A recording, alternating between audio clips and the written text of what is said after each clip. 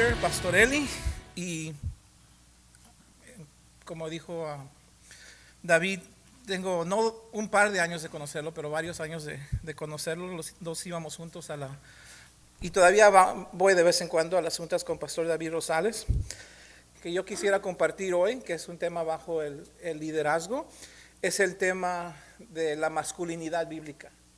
Okay. Es un tema que he querido predicar, he estado desarrollando por muchos años y me fascina el tema de la masculinidad bíblica, lo que dice la Biblia que es un hombre, y la razón que me fascina es porque yo crecí sin un padre y Dios, cuando yo vine a Cristo a los 20 años, Dios fue mi padre, fue Él que me instruyó, fue Él que me amoldeó y aquí Dios me da 6 hijos y 4 de esos hijos hombres, y Él me mostró que lo difícil que fue para mí madurar sin tener un padre. Yo tenía que, para mis hijos, no solamente criarlos, proveer por ellos, tener algunos devocionales, yo iba a tener que instruirlos, especialmente a esos varones, cómo ser hombres y padres, y que esa influencia iba a ser la influencia principal en sus vidas, iba a durar hasta ya que estén casados. Entonces, lo que les voy a predicar hoy no es un tema, no es un mensaje escudriñando un versículo, pero son cosas que Dios me ha enseñado en los años que he criado a mis hijos. Y les quiero compartir un poquito acerca de mis hijos, no porque me quiero gloriar, pero para mí ser un hombre sin padre, que yo no aprendí muchas cosas hasta los 30 y tantos años, es increíble. Es increíble lo que Dios ha hecho con mis hijos, especialmente con los varones. De mis varones, el mayor tiene 30 años y se llama Julián, y él conoce a Cristo, y él, por la gracia de Dios, él esperó hasta casarse para ser íntimo, y tiene una hijita que me hizo abuelo hace unas semanas atrás, primera nieta, y estoy agradecido con el Señor. Y él es compositor y es manager de un estudio donde hacen películas de Hollywood, y es una bendición. El otro que le sigue es Joshua, tiene 26 años. Ninguno de mis hijos son hombres perfectos, pero Joshua también profesa conocer a Cristo, asiste a la iglesia. Él vive en Kansas, está en el Army, acaba de calificarse para ser sargento, y él esperó también, como lo hizo su hermano, para tener relaciones hasta casarse. Eso es lo que ellos me dicen, ¿verdad? No tengo por qué dudarles. Él es técnico de IT y de ciber ahí en Kansas, donde vive con su esposa, todavía no tienen hijos. Mi hijo de 22 años, Jeremías, otro muchacho no perfecto, que en su juventud tuvo muchos problemitas, algunos problemas grandes también, pero él profesa conocer a Cristo, asiste a la iglesia, él profesa batallar, pero querer servir a Cristo, y él hace poco consiguió un trabajo de oficial de correcciones federal, también salió del Army. Y mi varoncito más chiquito tiene 14 años, pequeño, lo conoce, profesa conocer a Cristo cada noche. I love you, mom, I love you, dad. Y mi vida está envuelta en la de este muchacho porque es el más joven, es el último muchacho que me queda. Y estoy muy entusiasmado por lo que Dios está haciendo en su vida, porque es estudiante de unas clases de honores, juega varsity basketball. Y como les digo estas cosas porque ¿cómo es que Dios toma a un hombre que no sabe ser hombre, que no tiene papá, y aquí estoy criando a estos varones y han llegado a ser varones, hombres que me hacen tan orgulloso de ser padre y que son el mayor gozo en mi vida, uno de los mayores gozos en mi vida? Es una cosa que yo estoy como parado aquí en el trabajo o en la iglesia y estoy pensando, wow, ¿cómo es Dios? Y yo sé que tú sabes, no todas las familias son iguales, y no estoy gloriándome, solamente estoy agradecido. Entonces esa es la razón que este tema me fascina de la masculinidad bíblica. Y lo primero que les quiero decir, Y vamos a ver varios versículos. Es que no tienes que leer muchos cursos o comprar muchos libros. Las enseñanzas de la masculinidad bíblica están en la Biblia. Y les quiero dar un ejemplo, ¿okay? Un ejemplo.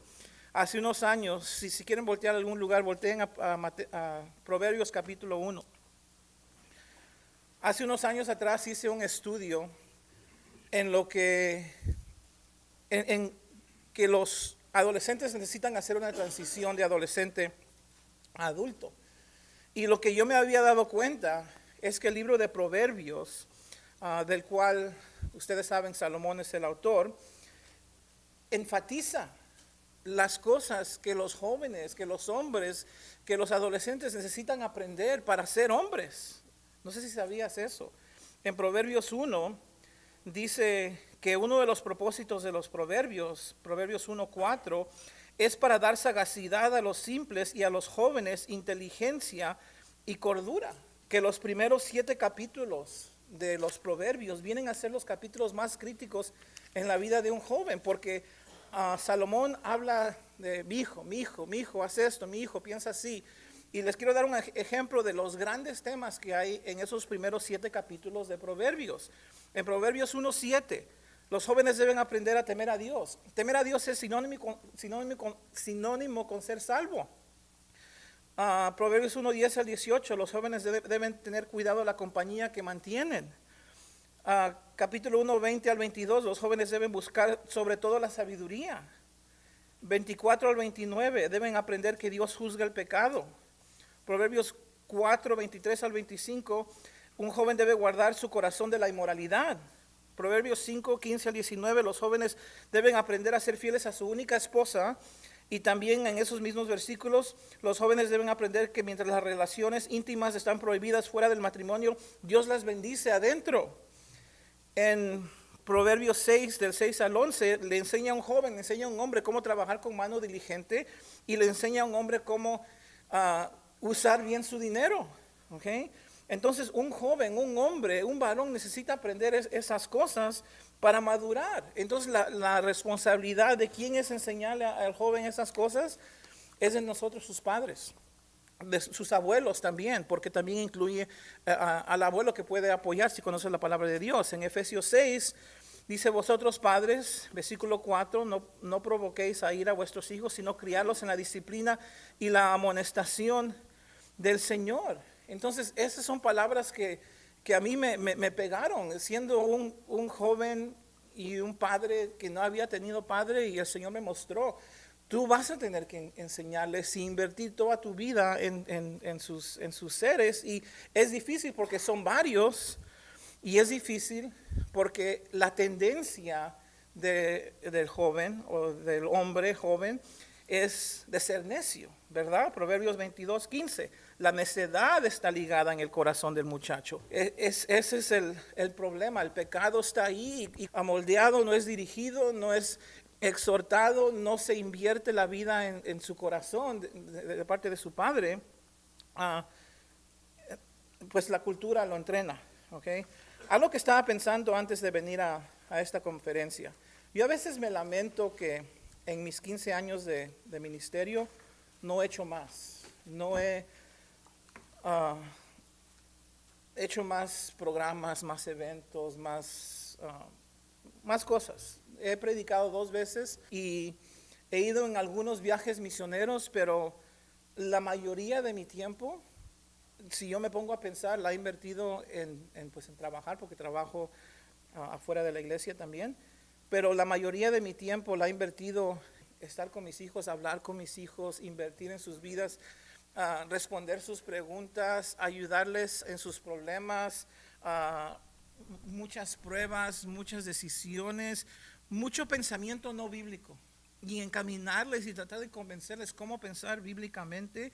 Y me di cuenta hace muchos años que eso es lo que yo iba a tener que dedicarme, porque hacer devociones una vez al día no iba a ser suficiente, porque los problemas están mucho más allá de tener devocionales con tus hijos, y no podemos vivir por una fórmula: ok, hice devociones con mis hijos y ya es suficiente.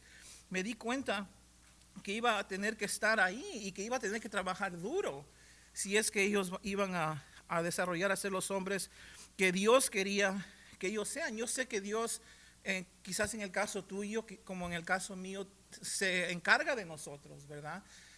Porque no hemos tenido padres. Mi padre murió a los 4 años. Pero cuando hay un padre, ese padre es el vehículo. Él es aquel que tiene que hacerlo.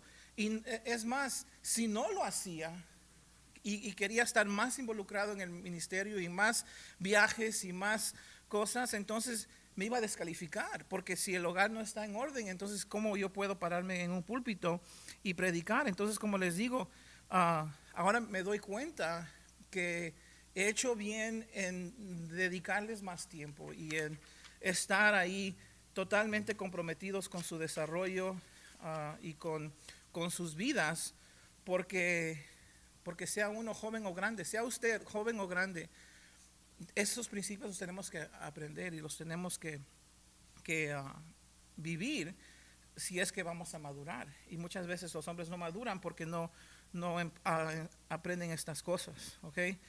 Ahora, entrando ya en el estudio, este estudio lo tengo desarrollando por muchos años, y hace unos años atrás le hice a Dios la pregunta: Señor, ¿cuál es, si hay una palabra que describe lo que es un hombre, qué sería esa palabra? ¿Okay? Y mi primer pensamiento fue ¿dónde? A Cristo, porque Cristo es el máximo hombre, es el mejor ejemplo de un hombre. Entonces, pensando en Cristo, me di cuenta que la mayor característica de un hombre, bíblicamente hablando, tiene que ser ¿qué? El sacrificio. El sacrificio. Si hay algo que marcaba la vida del hombre más hombre que jamás ha vivido sobre esta tierra, fue el sacrificio. Mateo 20:28.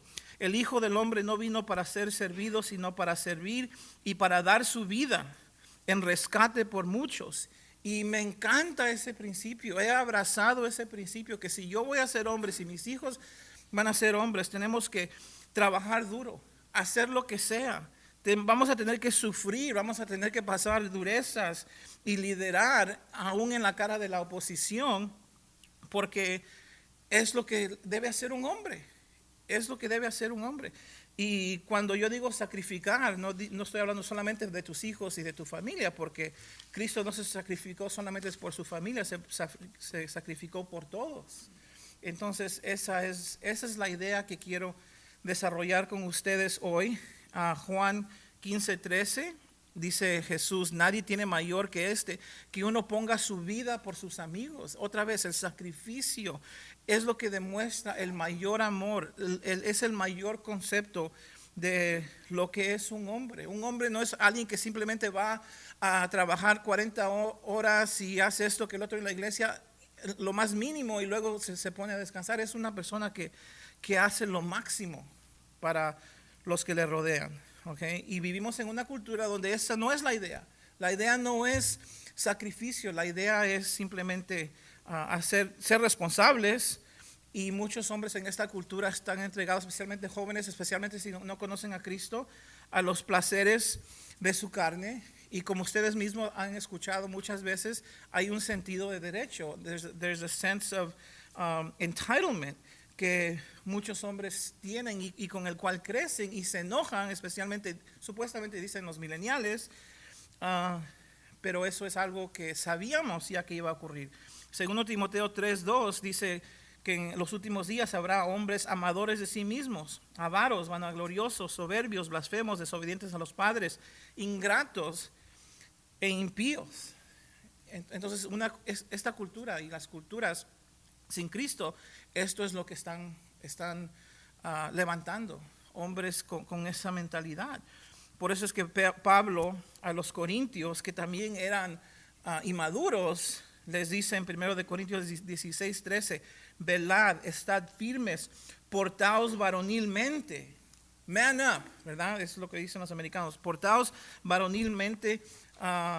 Entonces lo que quiero hacer, ya con el tiempo que me queda, es hablar de lo que es un hombre sacrificado. Y como les digo, esto no es un mensaje donde estoy diciendo, he encontrado todos los versículos, estoy dándoles las cosas que Dios me ha dado en estos 30 años de estar casado y criar hijos, ¿ok? Siempre con la mentalidad de quién es el hombre número uno de lo que es un hombre. Jesucristo.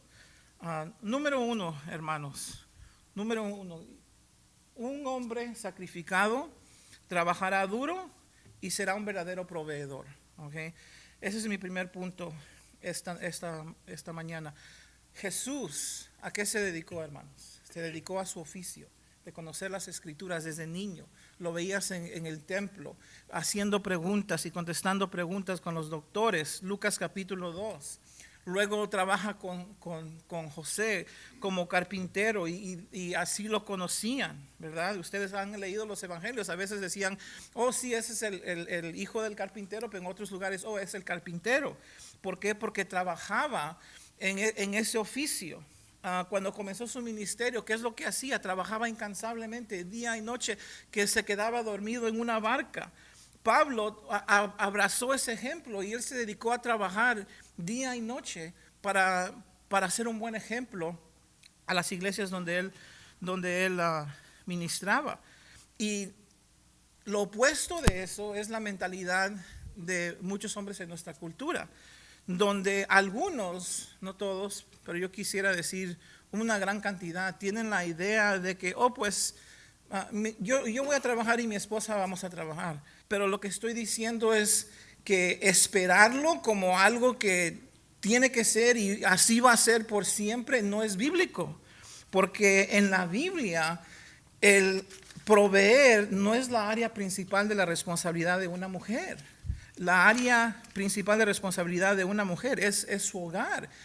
Obviamente no vamos a ser tiranos y le vamos a decir, tienes que quedarte en la casa y no quiero que... No, obviamente no, porque las amamos y queremos darle su habilidad de tomar sus decisiones. Pero bíblicamente no podemos depender de ellas. Todas nuestras vidas, por un tiempo, una enfermedad, jóvenes estudiando, está bien, pero su lugar es... su lugar de mayor influencia es su hogar. Tito 2:3. Las ancianas asimismo sean reverentes en su porte, no calumniadoras, no esclavas del vino, maestras del bien, que enseñen a las mujeres jóvenes a amar a sus maridos y a sus hijos, a ser prudentes, castas, cuidadosas de su casa. El lugar de mayor responsabilidad de proveer es de quién, es del hombre. 1 Timoteo 5:8. Porque si alguno no provee para los suyos y mayormente para los de su casa, ha negado la fe y es peor que un incrédulo. Entonces, quiero predicar en contra de esa mentalidad de nuestra cultura que dice, eso no, porque eso no es para mí, eso, yo no me voy a romper la espalda toda mi vida. Yo entiendo esa mentalidad. Yo hablo con mis hijos y les digo, hijos, si tú quieres hacer esto, hazlo. Si te gusta el otro, Dios te bendiga, pero tienes que saber que al día del día, cuando tengas familia, tienes que hacer lo que sea. Tienes que hacer lo que sea para proveer a tu familia un hogar, sus necesidades y un futuro. Incluso la Biblia dice que el justo provee una herencia para los hijos de sus hijos. Entonces deja de quejarte y ve y haz lo que tengas que hacer. Estudia, busca tus sueños, adelante. Pero al fin del fin vas a tener que hacer lo que sea. En Proverbios 26:13 dice el perezoso, el león está en el camino, el león está en la... porque algunos de ellos, uno o dos de ellos, el colegio, el college is not for me, Dad. El colegio no es para mí. Le digo, está bien, nadie te está diciendo que tienes que ir, te estamos obligando a ir al colegio. Pero la Biblia sí habla de preparar tu trabajo, ¿sabías eso? La Biblia dice en Proverbios 24:27, prepara tus labores afuera, disponlas en tus campos y después edificarás tu casa. Entonces la Biblia habla de preparar tu oficio. Ve a una escuela vocacional o ve al ejército o dedícate a un oficio donde te van a estar enseñando.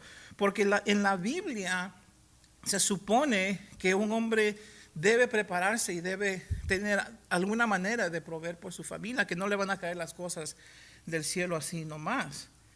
Y algo que he compartido antes en mi iglesia es que en los tiempos de la Biblia tú no escuchabas de la adolescencia. La adolescencia es una idea, no sé de dónde vino, quizás es americana. En los tiempos judíos, a los 13 años, tenían su bar mitzvah, se hacían hijos de la ley. Y desde ese entonces se dedicaban esos muchachos a dos cosas: aprender la palabra de Dios y aprender un oficio. Por eso es que Pablo y Jesús y Pedro y Mateo, todos estos hombres tienen un oficio. Y la adolescencia que el mundo nos ha dado es un tiempo de revolcarse en un charco de flojera y videojuegos, y eso no es algo bíblico, ¿okay? Y muchos en esta cultura lo hacen hasta los 30 años o más, ¿okay? Segundo de Tesalonicenses 3:6. Segundo de Tesalonicenses 3:6. Os ordenamos, hermanos, en el nombre de nuestro Señor Jesucristo, que os apartes de todo hermano que anda desordenadamente, no según la enseñanza que recibiste de nosotros. Y si lees todo el pasaje, no se los voy a leer. Uno que anda desordenadamente es uno que no trabaja, es uno que no provee por sí mismo y que vive de los demás. Entonces, un hombre sacrificado va a ser un hombre que trabaja duro y que provee por las necesidades de su hogar. Y ese es uno de los primeros pasos en el liderazgo. A veces uno piensa, ok, fulano de tal quiere ser pastor, ¿verdad? ¿Cuántos años tiene? Pues tiene 20 y tantos años. El lugar donde ese hombre se va a demostrar sus calificaciones de Tito capítulo 1 y de 1 Timoteo 3 es conforme él dirige y provee por su familia. Bueno, número dos.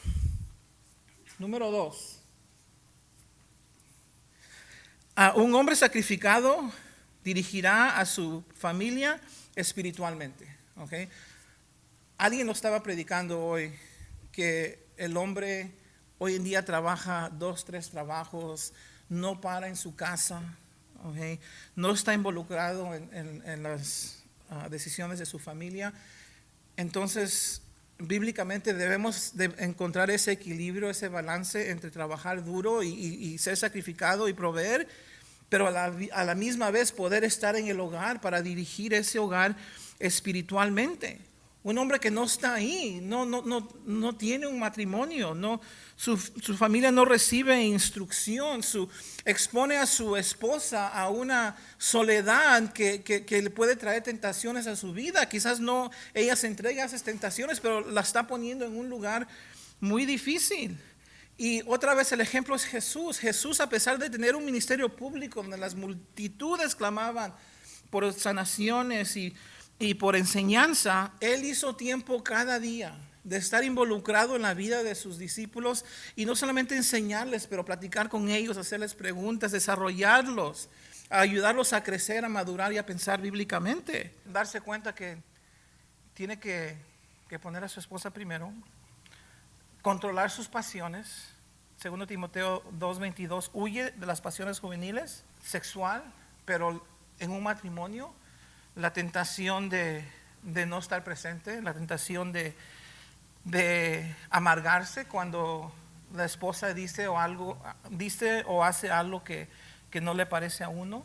Muchas veces en matrimonios jóvenes la tentación es irse y es algo que uno tiene que reconocer que existe. Y tenemos que reconocer que a veces la mujer es emocional y nosotros somos los que tenemos que muchas veces sostener ese matrimonio para que no se quiebre.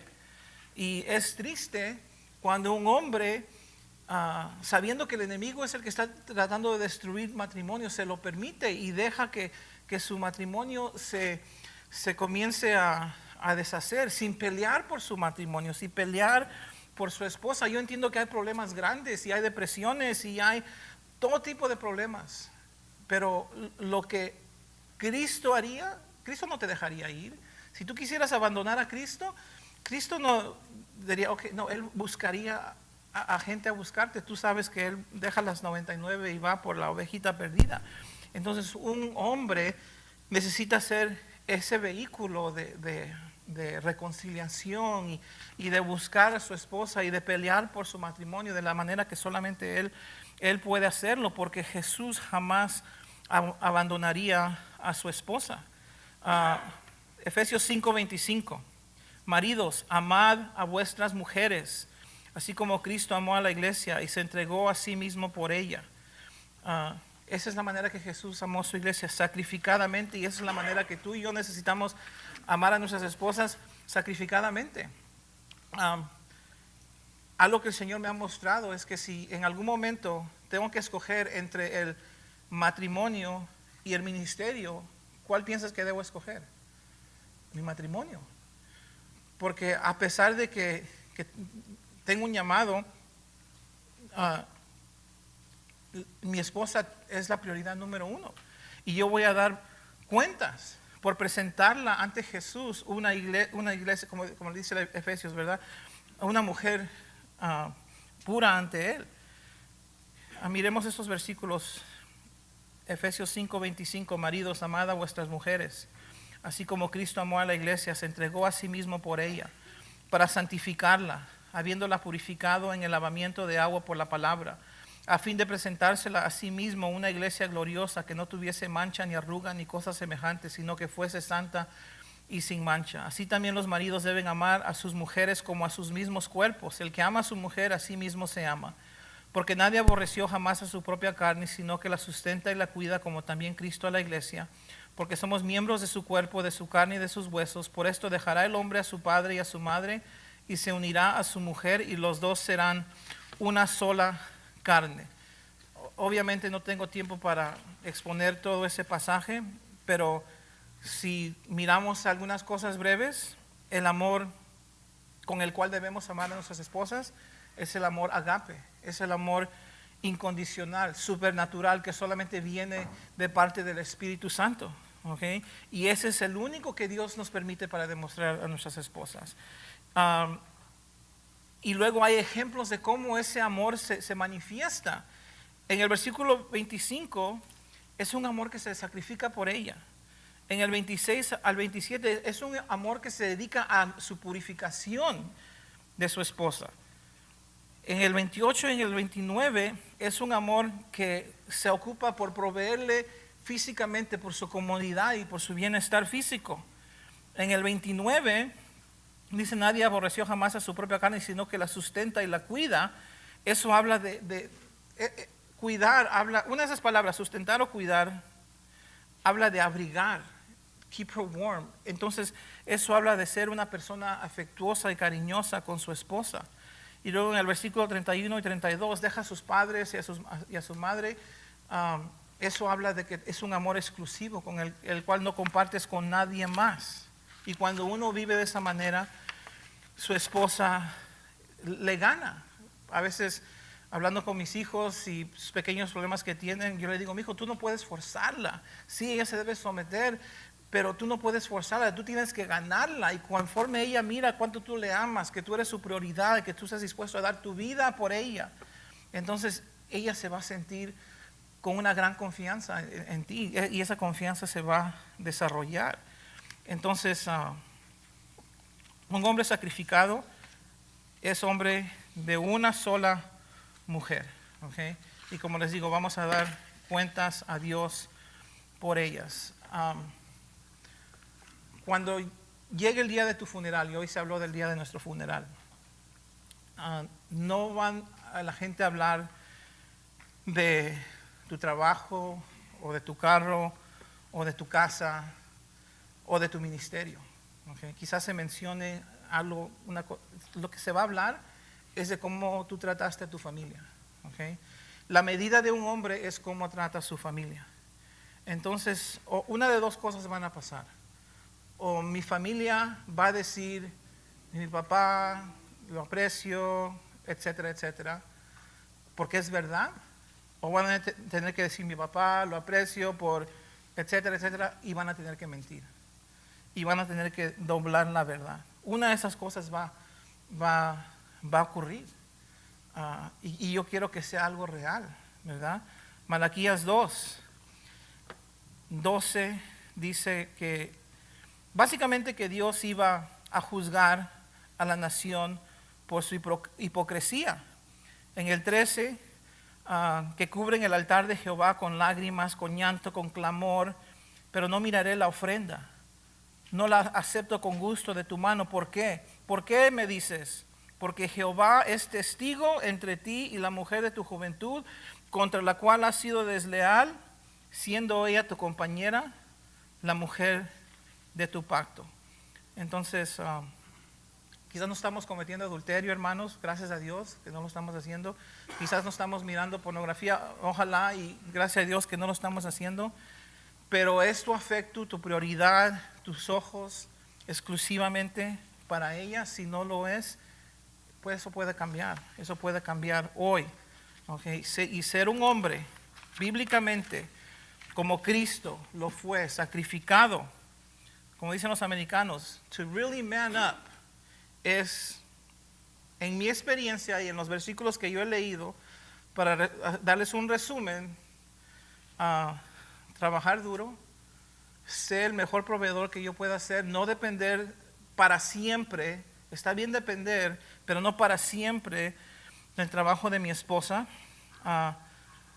Sin embargo, no abdicar mi rol como líder, estar presente en la vida diaria de mi familia, ¿okay? Hacer memorias con mi familia. ¿De qué me sirve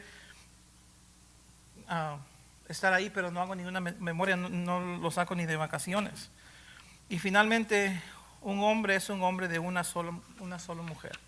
Ojos, afecto, cariño, prioridad. La mujer es la prioridad. ¿Por qué? Porque esa es la medida de un hombre. Esa es la verdadera medida de un hombre y eso es lo que a Dios le agrada. Amén.